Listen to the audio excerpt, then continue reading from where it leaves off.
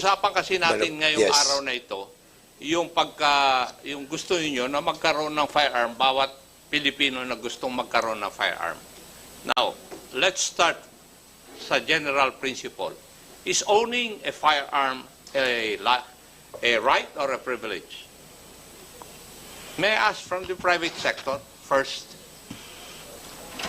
Who want to answer the query of Congressman Acop? So, Ma'am Gina Angangco, you are recognized. Please answer the query of Congressman Acop, please.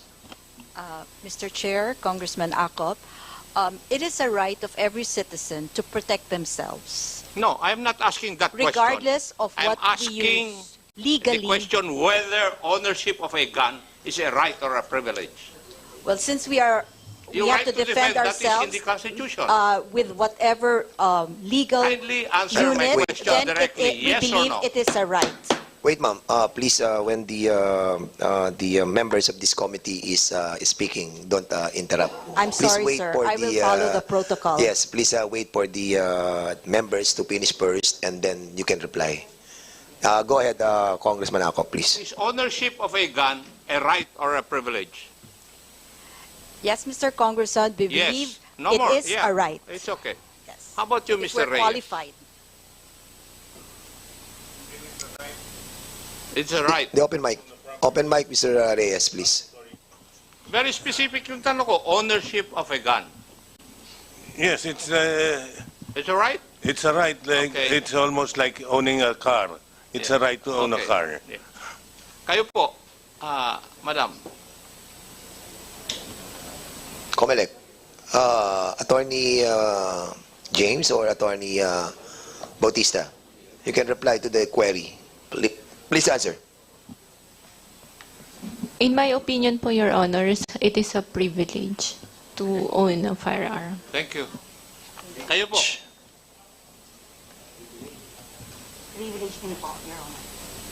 Doon po sa mga shooters association. Paki-turn up yung mic, to the associations of the, Mr.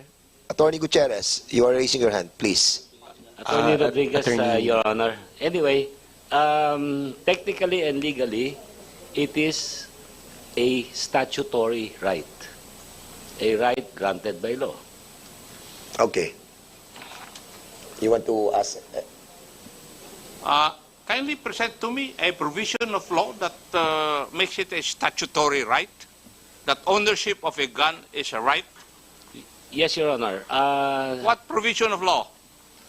RA 10591. What provision of 10591 would it state that it is a right? Abogado po kayo, di po ba? Yes, Your Honor. Yes. It's a statutory right, meaning it is granted by It law. is provided for by law. Yes. Nagkaintindihan tayo. Abogado rin po ako eh. Yes, I know. Oh. Kaya nga, what provision of law? Kindly state that provision of law. Kasi sinasabi mo statutory right. I'm asking you, what law grants that statutory right? We'll check on the provision, Your Honor, of the law, and I'll get back, Your Yes, Honor. hanapin mo lahat Yes. dyan. Wala akong makita. Yes, Your Honor.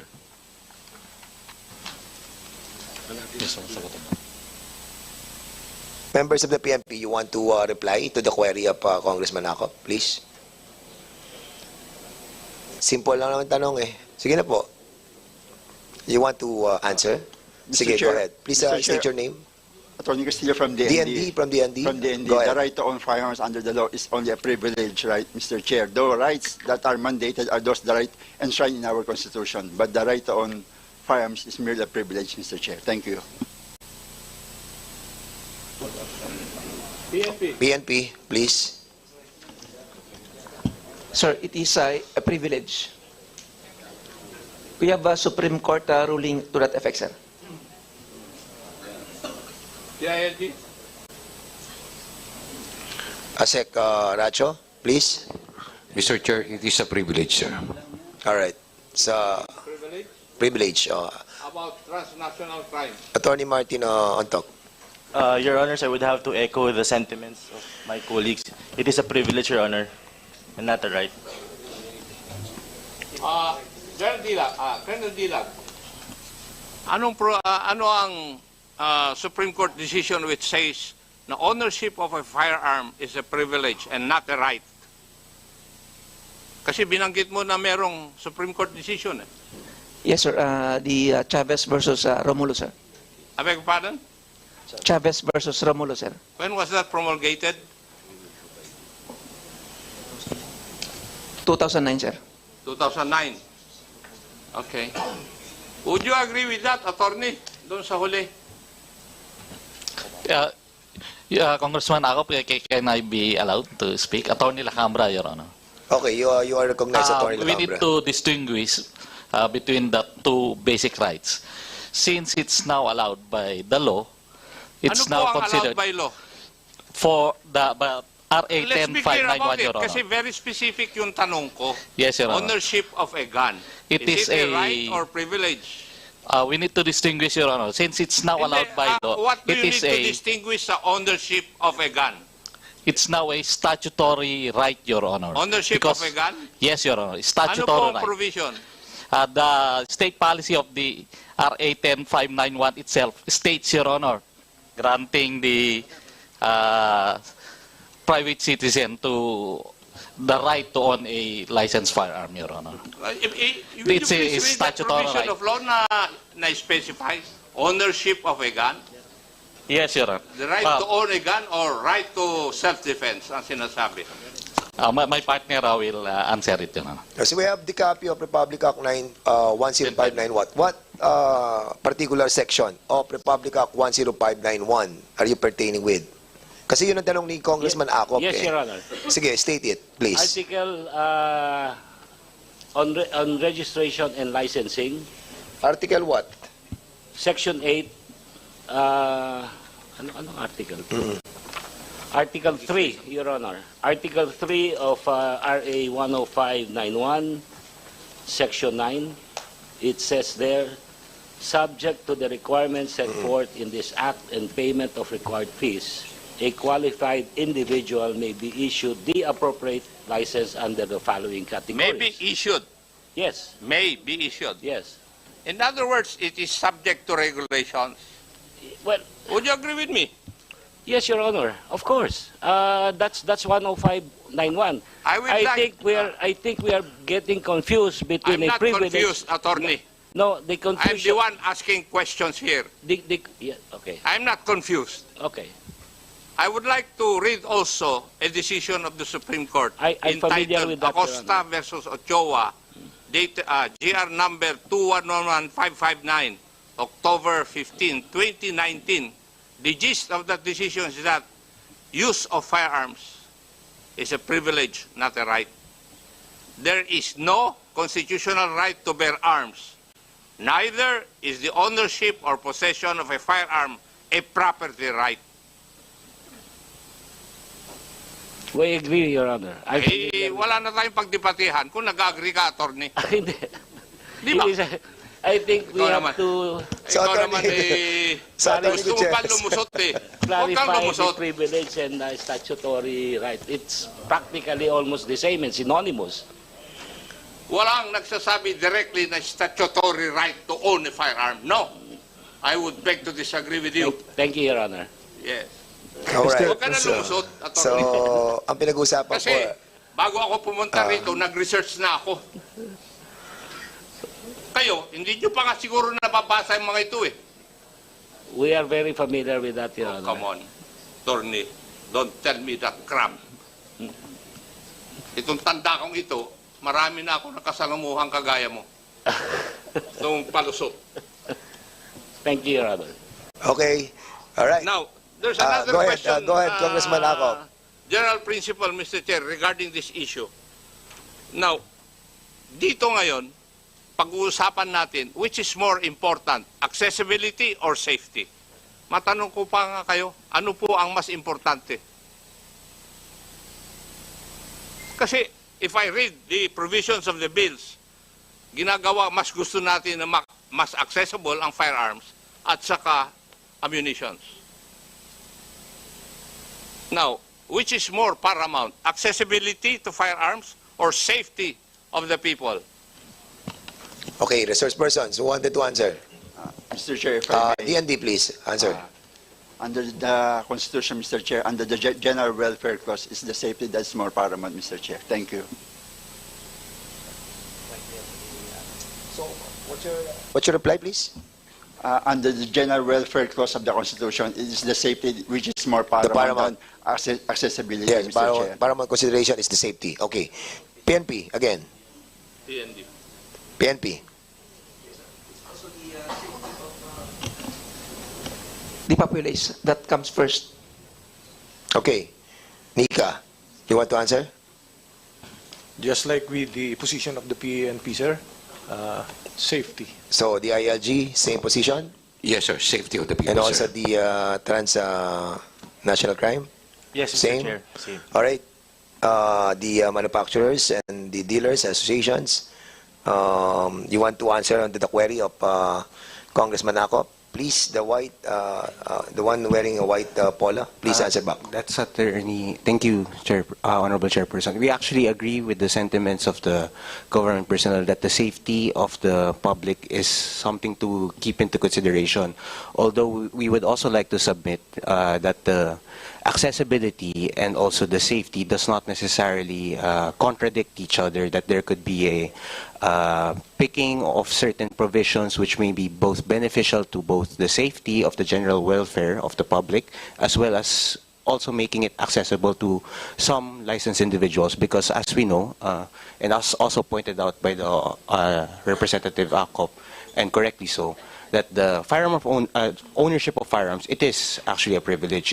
We just have to distinguish that there is a difference between the property itself, which is a right to property, and being licensed to own, which is why we're here all today to request the kind indulgence of this committee, because we understand that the firearm ownership is regulated by laws, which is why we are here today.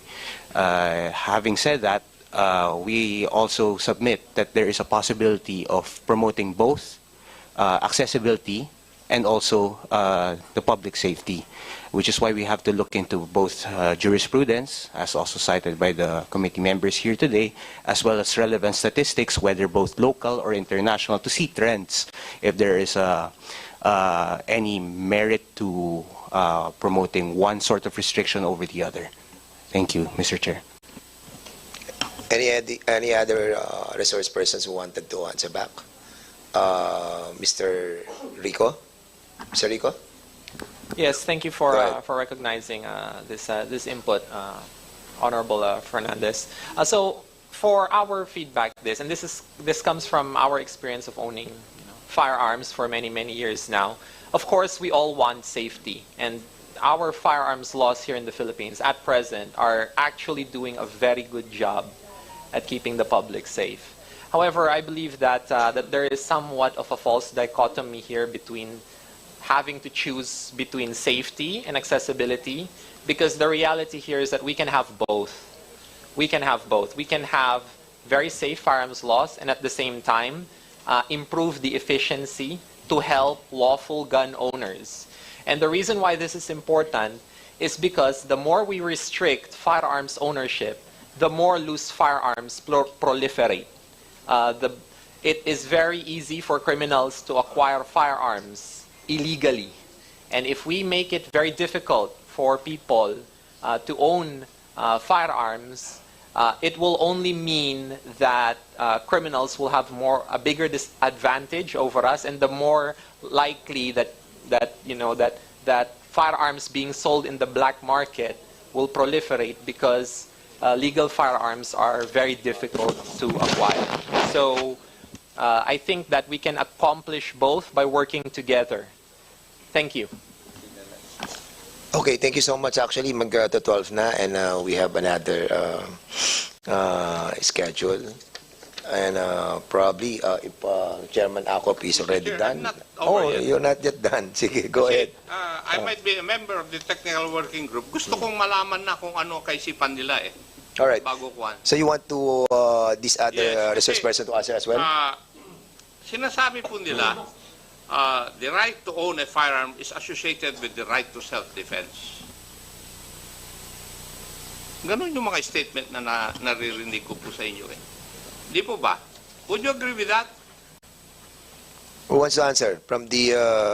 Kayo gusto nyo magkaroon ng firearms for self-defense. Di po ba? Yun naman ang katotohanan eh. Bakit po di natin aminin? Sige nga. Eh bakit kayo tahimik ngayon? Advocates. Attorney, go ahead. If I may, yes, Representative Acop, that is mentioned in Section 2 of 10591, sir. Oh. If you read Section 2 of RA 10591, Declaration of State Policy, the state recognizes that the right to self-defense is provided as a justifying circumstance under the revised penal code. However, this right to self-defense, it is to be done through the use of firearms, is granted only to qualified, underscored, qualified citizens. And therefore, there's a need for regulation. Would you agree with that also? Attorney, go ahead. Yes, Representative Acop, yes, there's a need for regulation, which is why we are here today to propose what possible means of regulation may be, because even if it were a loosening or restricting, either or would still be regulation. Yes. And assuming for the sake of argument that the right to possess firearms was considered a property right, it is doctrine also that property rights are always subject to the state police power. Would you agree with that also? Yes, your Representative. And therefore, regulations have to be made. Yes, as long as it is reasonable, Your Honor, and following the proper standards of the strict scrutiny test, intermediate scrutiny test, or rational basis, as the case may be, sir. Now, this question would be addressed to the public and the private resource persons. Why should one have 20 firearms if the purpose is for self-protection or self-defense? O, dito muna sa mga gun advocates. Dito muna tayo. Left side. Anybody can answer. Again. Your Honor, while we understand that the license to own and possess a firearm is a privilege premised on one's inherent right to self-defense, it is also understandable that it being property, if a person is already licensed and qualified to own a firearm, they may own multiple firearms as they may wish, and as long as the regulatory agencies would see it and deem fit that they can own it. And by the current status of legislation, it would depend on the specific type of firearm if they are allowed to own 2, 5, 10, 15, or more, Your Honor. Okay, sa side ng ating mga government agencies, you want to reply on that? O, sino? Sino po? Yung police dapat sumagot eh. DND, PNP, Bakit siguro. yung pinapayagan? Kasi, sa tingin ko, mas maraming napapalisensya na firearms eh. I think that's the only logical reason that I can see. Why would an individual, single individual, need 20 firearms? If he's not a, shall we say, anong tawag na natin po doon, yung collector of firearms. Sige nga. Geraldine, Justify.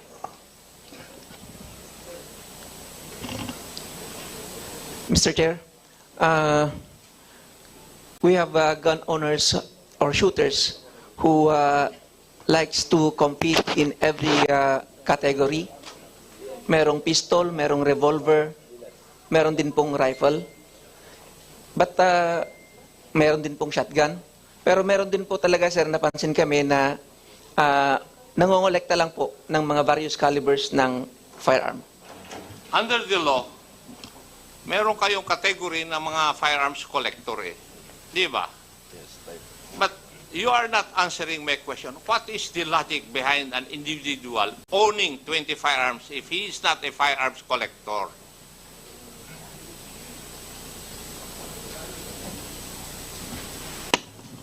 in other words, bakit nyo pinapayagan? Kung hindi naman po sila, aside from being a guns collector, di ba? So, bakit natin pinapayagan?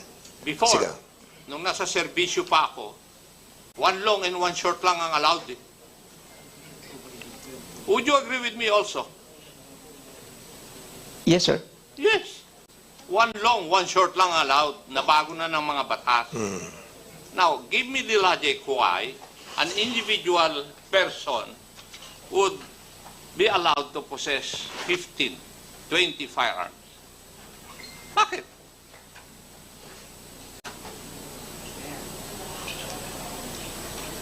And why would a person need 50 rounds of ammunition, more than 50 rounds of ammunition? Except for those firearm, shall we say, involved in sports. Okay, Mr. Topacio, go ahead. Mr. Congressman, I can cite an example on why a person would need more than 15 guns. So, More than 20. yes. So before, if we talk about 15 to 20 years ago, ang uso lang po is a 1911 and a rifle. But now with technology, if you notice, if you go to the gun show po, Mr. Chair, may I remind you, we're all for safety. When we put up gun shows, most of our seminars is about gun safety.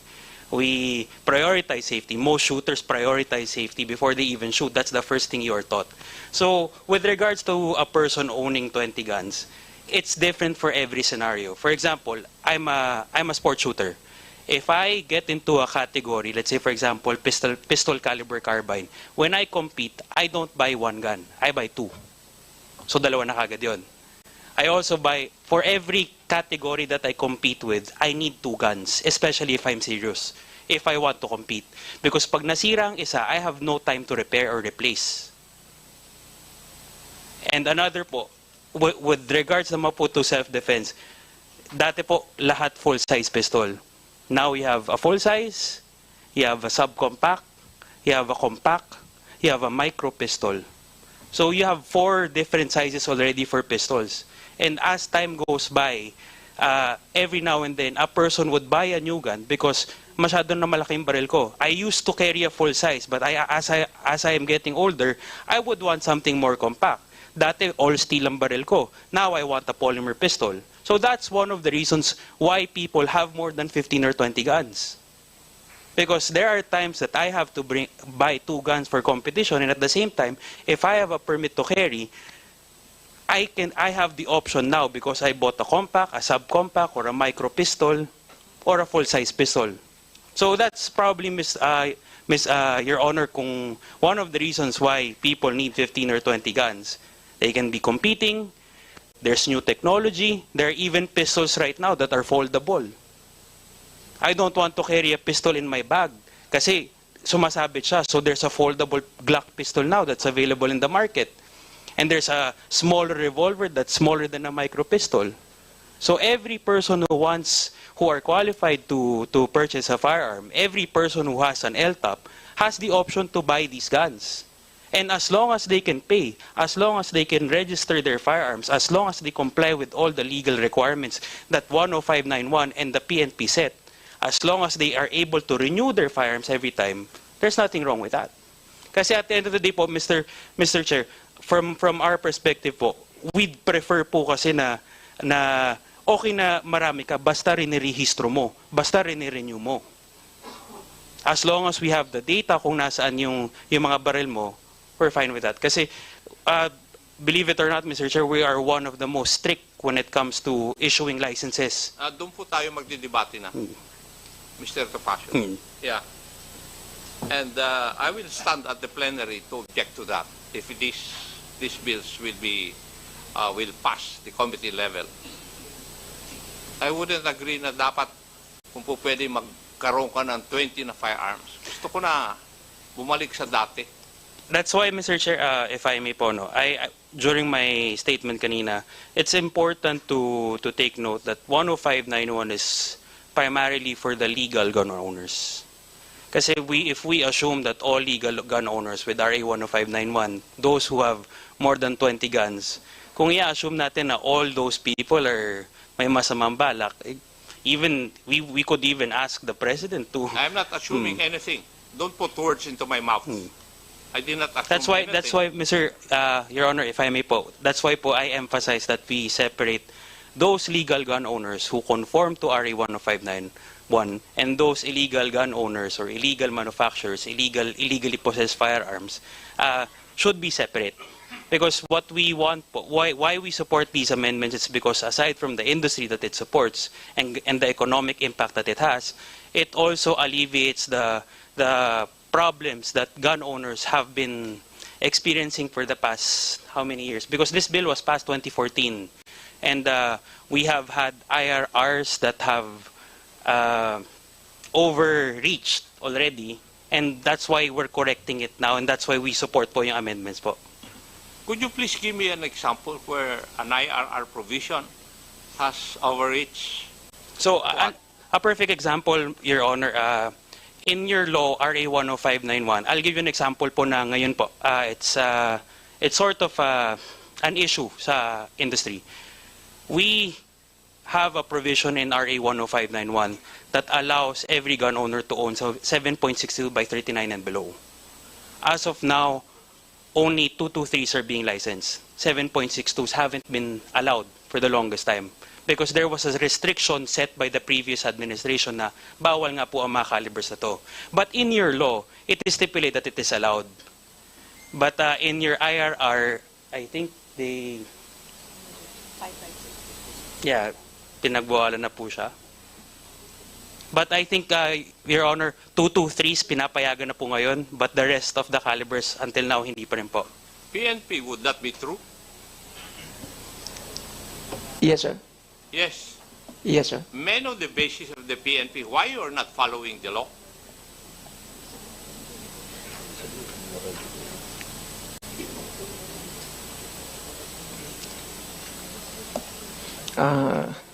The regulatory function of the PNP, sir. Can a regulatory function or provision of the PNP rise over and above the law? Following your logic. It's a, No, sir. it's a provision of law according to Mr. Topacio, and you agreed to it. Why are you not following the law? But, sir, going back to the provision on licensing firearm, that this may be licensed to qualified individual, sir. And at times, sir, yun nga po. If, Colonel Dilag, if it is expressly provided by law and your IRR doesn't say so, says otherwise, I think that's ultra vires. And the good lawyers would agree with me. Di ba? Yes, sir. Bakit hindi nyo sundin yung batas? Are you trying to tell us that you are defying the intent of the framers of that law?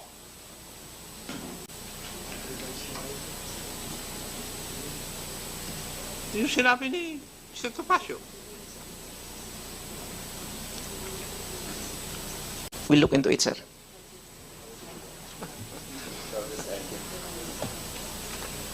Wala na, Mr. Chair. Marami pong salamat sa opportunity. Thank you, Your Honor.